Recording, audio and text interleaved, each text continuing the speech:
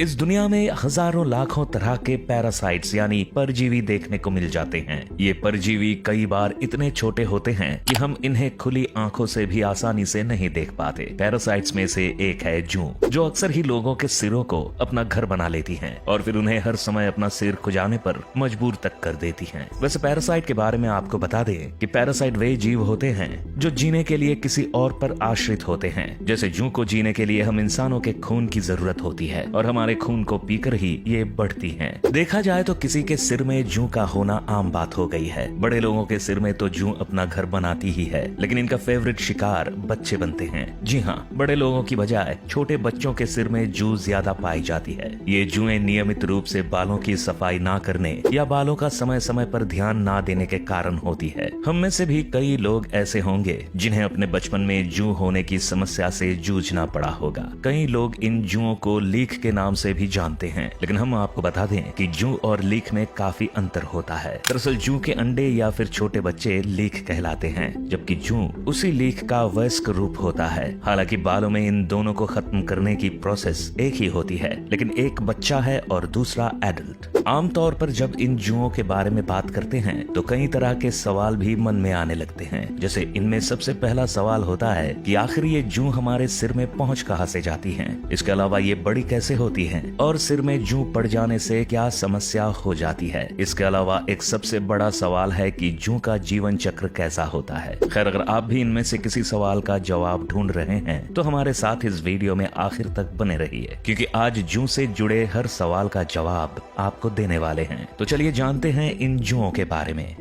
सबसे पहले बात करें कि जुएं किसी के बालों में कैसे पहुंचती हैं, तो इसका सीधा सा जवाब है कि ये जुएं किसी एक व्यक्ति से दूसरे व्यक्ति के शरीर तक बहुत ही तेजी से पहुंच जाती हैं। यदि किसी व्यक्ति के बाल में जूं है तो उसके पास बैठने या उसकी चीजों को इस्तेमाल करने से भी जूं आप तक अपनी पहुंच बना सकती हैं। इन्हें एक व्यक्ति से दूसरे व्यक्ति तक जाने में ज्यादा समय भी नहीं लगता और ये नए शरीर में जाकर विकसित होना शुरू हो जाती हैं। जूं के फैलने के सबसे अधिक चांस बच्चों की अधिक संख्या वाली जगहों जैसे स्कूल या पार्क में देखने को मिलते हैं, क्योंकि बच्चे साफ सफाई का अधिक ध्यान नहीं रखते और एक दूसरे के साथ खेलने में लग जाते हैं। लेकिन इस दौरान बच्चों के पास आने या एक दूसरे की चीजों का इस्तेमाल करने के दौरान जुएं अपना कमाल दिखा देती हैं और एक बच्चे से दूसरे बच्चे के बालों तक पहुंच जाती है। इस स्थिति को देखते हुए हम तो आपसे यही कहेंगे कि अगर किसी व्यक्ति के सिर में जूं है तो उसके पास जाने के साथ ही उसकी कंघी या कपड़ों का इस्तेमाल भी आपको नहीं करना चाहिए, वरना आपके सिर में भी इनका हमला हो सकता है।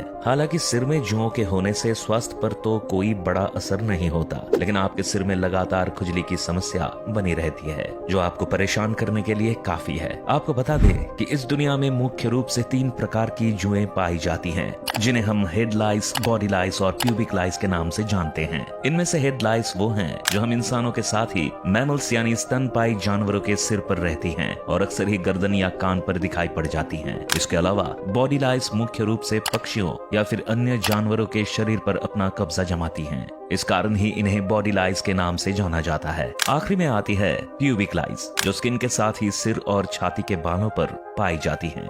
लेकिन आज हम जिस जुओं के बारे में बात कर रहे हैं वे हैं हेड लाइस, जिसे सकिंग लाइस के नाम से भी जाना जाता है। ऐसा इसलिए क्योंकि ये जुएं हमारे शरीर से खून चूसने का काम करती हैं। ये जुएं मजबूती के साथ ही इतनी चतुराई के साथ अपने काम को अंजाम देती हैं कि कई बार तो लोगों को इस बात का एहसास भी नहीं हो पाता कि उनके सिर में जूं है भी या नहीं। ऐसा इसलिए क्योंकि हम लोग सिर में खुजली होने के समस्या को काफी आम समझते हैं, इसलिए हल्की खुजली होने पर अधिक ध्यान नहीं देते। लेकिन इस बीच जुएं अपनी जनसंख्या को बढ़ाती रहती है और फिर धीरे धीरे पूरे सिर को अपना प्लेग्राउंड बना लेती है। जुओं के बारे में इतनी जानकारी हासिल करने के बाद भी एक सवाल ऐसा है जो अब तक ऐसा ही बना हुआ है, और वो सवाल है कि आखिर इन जुओं का जीवन कैसा होता है, इनका जन्म कैसे होता है, कैसे ये बड़ी होती हैं, और सबसे इम्पोर्टेंट, बड़ी होने के लिए ये क्या करती हैं।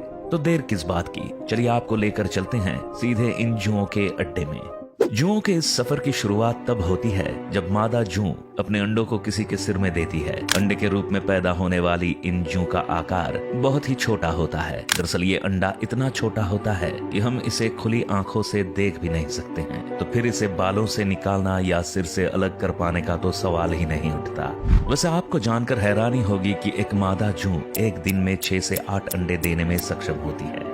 जबकि किसी इंसान के सिर में जिंदा रहने का इनका समय 30 दिन तक का होता है। यानी आप खुद सोच सकते हैं कि इतने दिनों में ये जूं किसी के सिर को कितना नुकसान पहुंचा सकती है। हाँ, आप ये जरूर कह सकते हैं कि यदि समय रहते व्यक्ति के सिर से इन जुओं को नहीं निकाला जाए तो ये पूरे सिर पर ही अपना कब्जा जमा सकती है। बता दें कि जू के इन अंडों को निट्स कहा जाता है। ये आमतौर पर सफेद या पीले रंग के नजर आते हैं। इसके अलावा ये हमारे बालों के साथ इतनी मजबूती के साथ चिपके होते हैं कि इन्हें बालों से जुदा कर पाना भी कोई आसान काम नहीं है। वहीं साइज की अगर बात करें तो इन निट्स का साइज करीब 0.8 मिलीमीटर या उससे कुछ अधिक होता है, जिसे पूरी तरह से तैयार होने यानी इसमें से बच्चा निकलने में 6 से 9 दिन का समय लगता है। अब जब एक बार ये समय पूरा हो जाता है तो इस अंडे में से एक जू का बच्चा जन्म लेता है, जिसे निम्फ भी कहा जाता है। इस बच्चे के शरीर का रंग हल्का पीला दिखाई देता है और ये हमारे हेयर शेफ्ट से जुड़ा हुआ रहता है। इस बच्चे के शरीर का साइज इस समय एक पिन हेड के बराबर होता है, लेकिन इस दौरान भी ये इतना एक्टिव हो जाता है कि इंसानों के शरीर में से खून चूसना शुरू कर देता है। इसके बाद बारी आती है जू के इस बच्चे के बड़े होने की। आपको बता दें कि एक जू के बच्चे को वयस्क होने में कम से कम 1 सप्ताह या 7 दिन का समय लगता है। इनका शरीर अंडाकार दिखाई देने लगता है और यह हमारे बालों को बहुत ही मजबूती के साथ पकड़ना भी शुरू कर देते हैं।